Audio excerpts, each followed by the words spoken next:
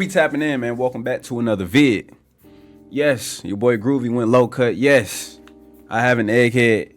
In the comments down below, man, y'all put the egg emoji, man. But I ain't gonna lie, y'all let me know if y'all rocking with the low cut, man. I rock with it, man. Nice, clean, and neat look, man. You dig? But anyways, should LeBron James really be in the GOAT debate? Y'all let me know in the comment section down below, man, how y'all feel about this, man. It's really people out here that don't think LeBron James deserves to be in the GOAT conversation.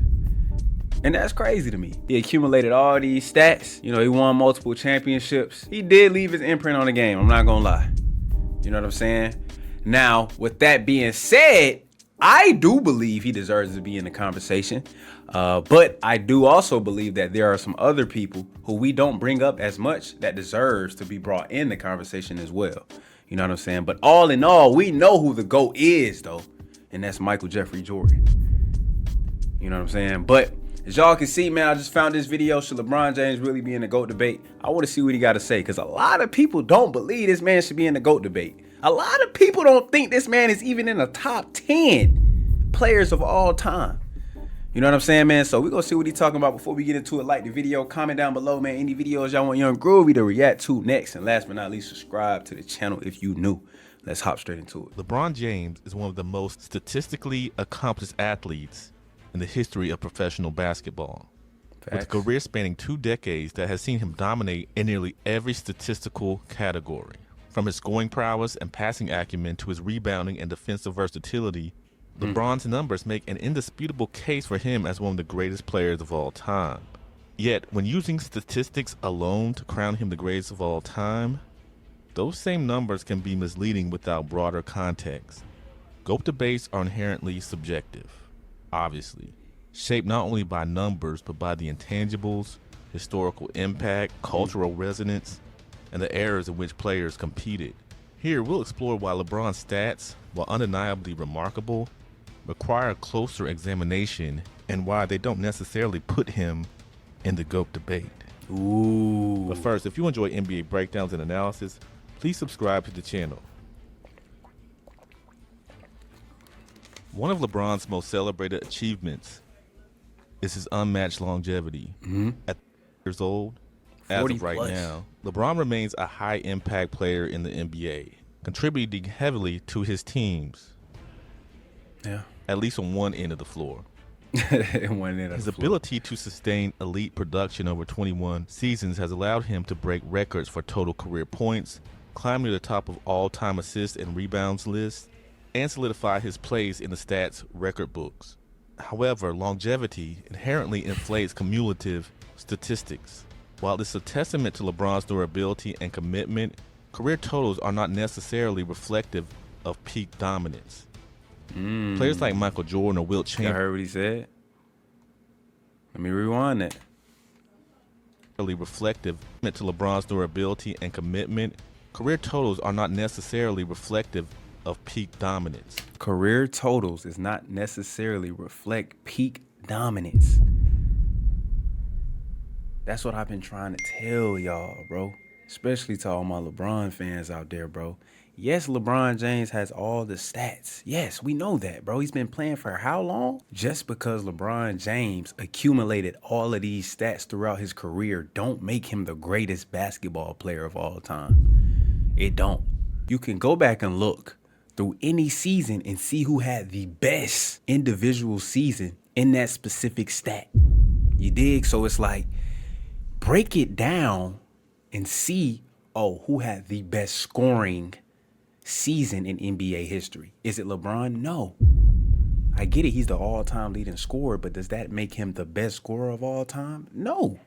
Hell no. Now, I would say he's the greatest all-around player of all time. Now, that could be a discussion we could have, but to say he's the best player of all time, I'm not buying it.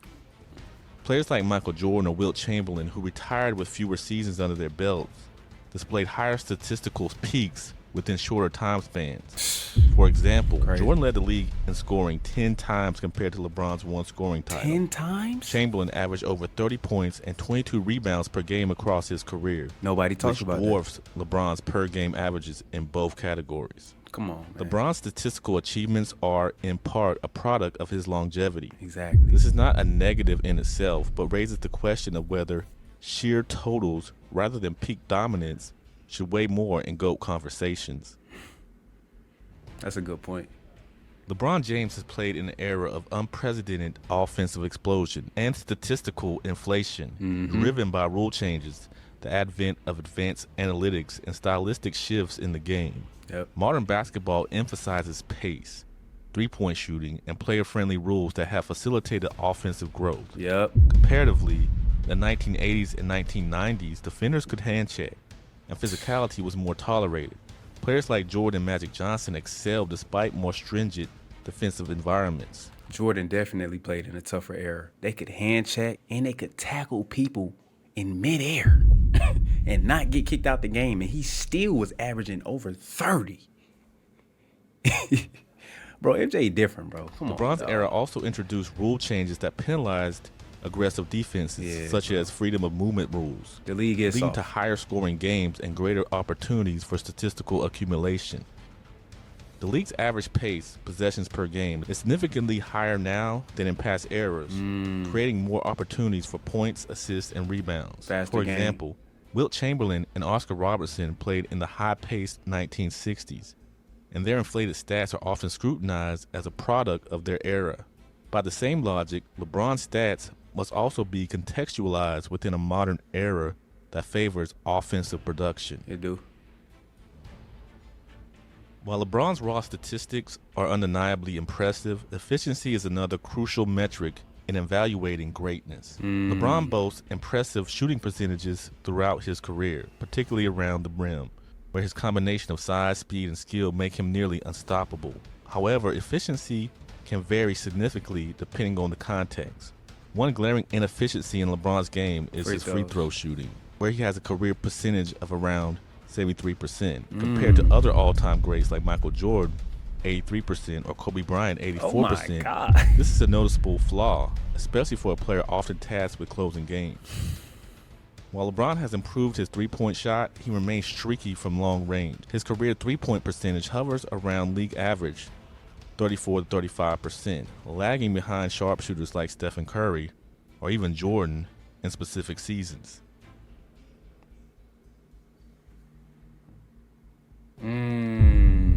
Okay. Efficiency also extends to decision-making in clutch moments, where critics argue that LeBron sometimes defers too much, opting to pass rather than take the game-winning shot. And this is one of the reasons why I got Jordan over LeBron. LeBron is just too passive. I mean, I know it's in the nature of his game. He like to get his teammates involved. But, bro, when the game is on the line, bro, you supposed to take the damn ball and put it in the hoop in crunch time, bro. That's what you get paid to do, bro. That's why you got a signature shoe. That's why you got the fan base that you have. Put the ball in the damn hoop when your team needs you the most. Not pass the ball and put the pressure on your teammates. Come on, dog. Look at this all-star game right here, bro. Look how Kobe is pressing up on him damn near at half court in an all-star game. It's close, too. Now watch what LeBron do. While this unselfishness reflects his basketball IQ, detractors argue that it can dampen his case as the GOAT, as the title is often associated with Look at players Melo. who embrace Look at Cole. and thrive in They telling him to shoot. pressure-packed Why you passing it? situations. One of the most debated aspects of LeBron's career is his clutch performance. While he has delivered iconic playoff performances such as his Game 6 masterpiece against Boston in 2012 and the 2016 Finals Game 7 block on Andre Iguodala, critics contend that he lacks the consistency in clutch moments displayed by other GOAT candidates. Yeah.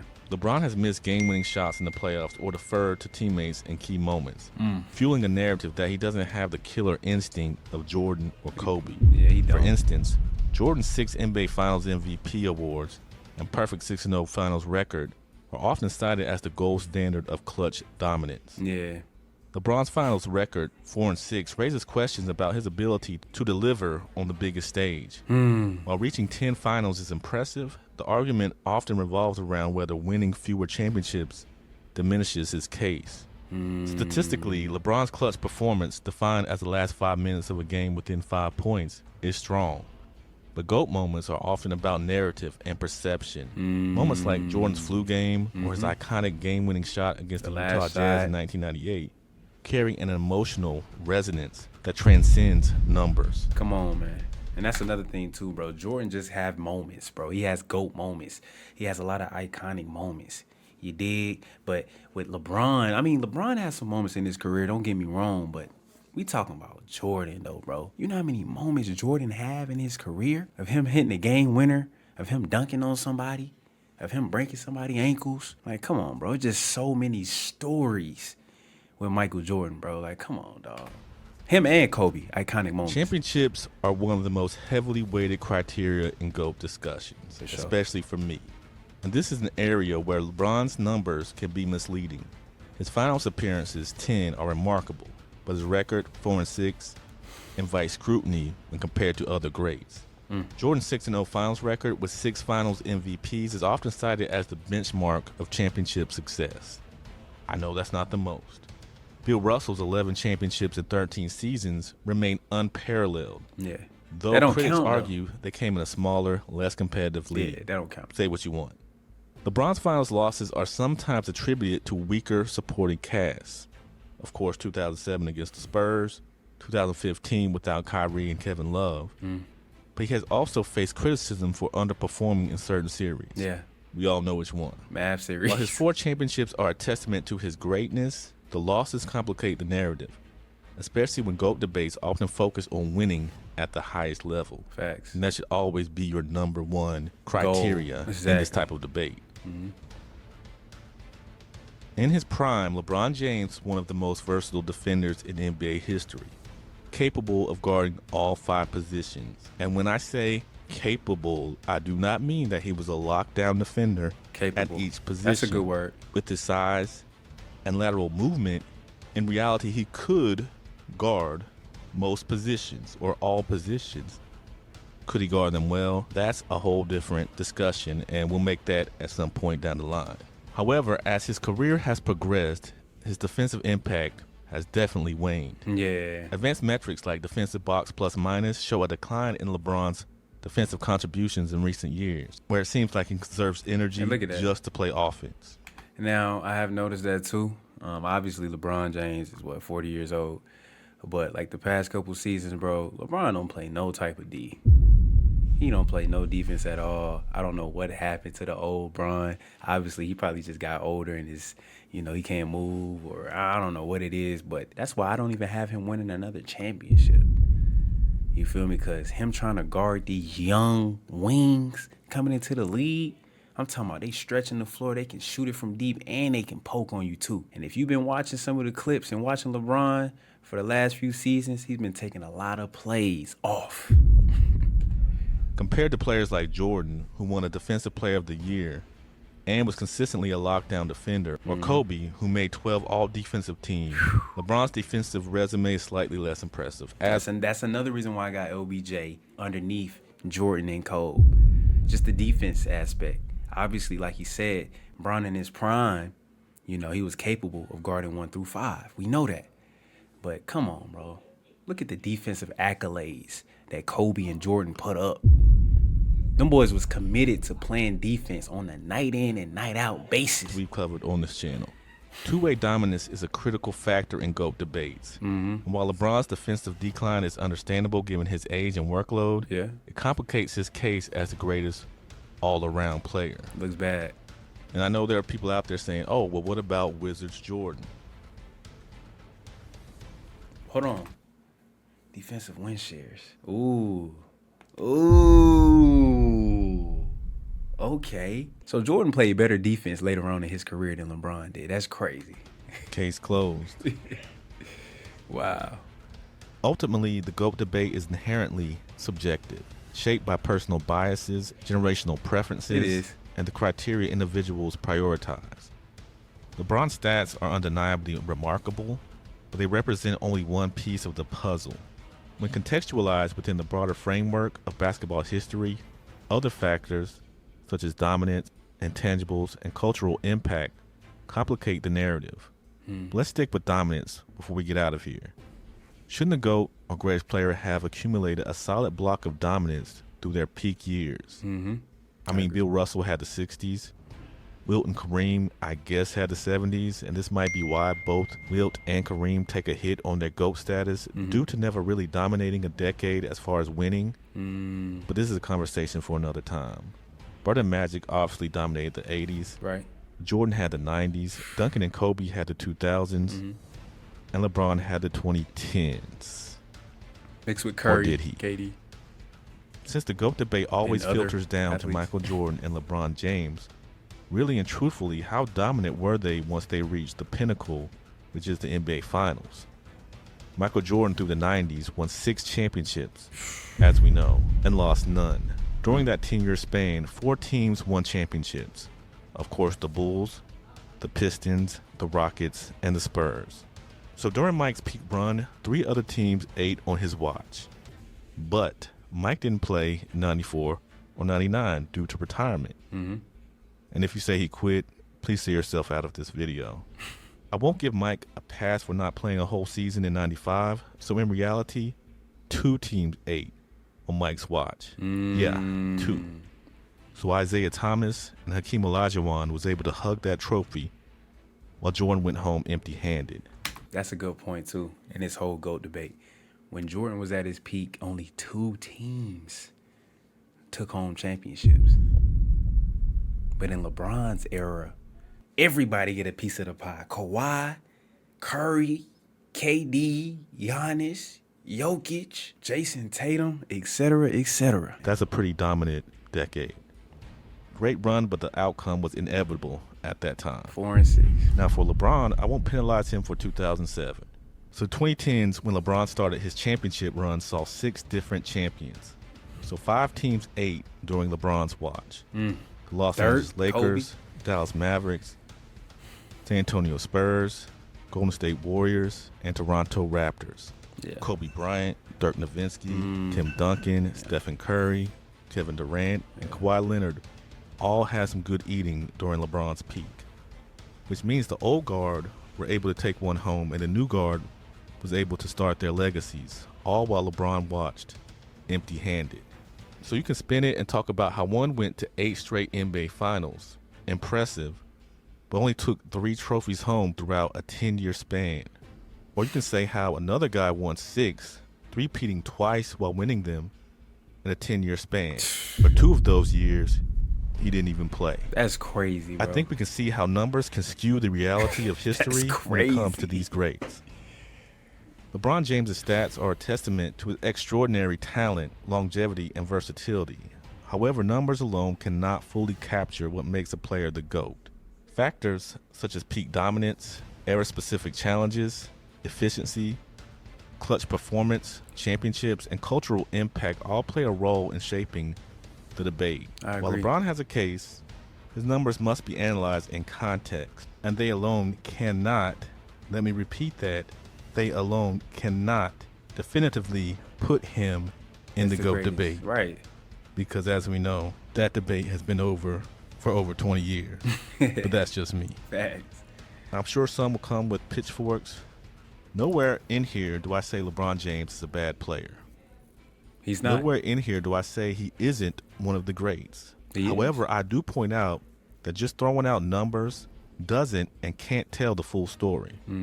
And to be honest, I'm tired of this debate. Yeah. I actually have a video coming soon on why I'm starting to realize how silly this whole GOAT debate really is. How it is the equivalent of running around in circles. Either way, what do you think? Do numbers and certain aspects need more context to truly tell the story of who these guys are? Yeah. Let me know in the comment section below. That was a good video right there, man. Should LeBron James really be in the GOAT debate? In the comments down below, y'all let me know how y'all feel about this one. Like he said in the video, you can't just put LeBron James as the greatest player of all times just off of all the numbers he accumulated throughout his career. Just because he has the most points all time don't make him the greatest scorer. Same with any other stat, bro. What y'all need to do is take each stat and figure out who had the best season in that individual stat. Then you'll see who was the best in that category. And like you said, it's a lot of things that go into the GOAT debate, not just stats.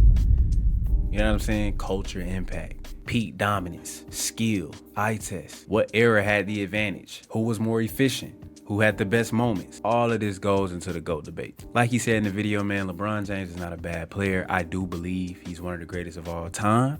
But is he the greatest? Hell no. Michael Jordan is 6-0 in the finals, bro. And I slick got Kobe over LeBron, bro. Kobe did more than LeBron did. If you want to be honest. But that's another topic to be had, man. Y'all let me know how y'all feel, man. Should LeBron James deserve to be in the GOAT debate? Yes or no? If y'all enjoyed the reaction, man, hit the like button. Comment down below any videos y'all want to see me react to next. And last but not least, subscribe to the channel if you new. Young Groovy signing out. I'm going to catch y'all in the next vid.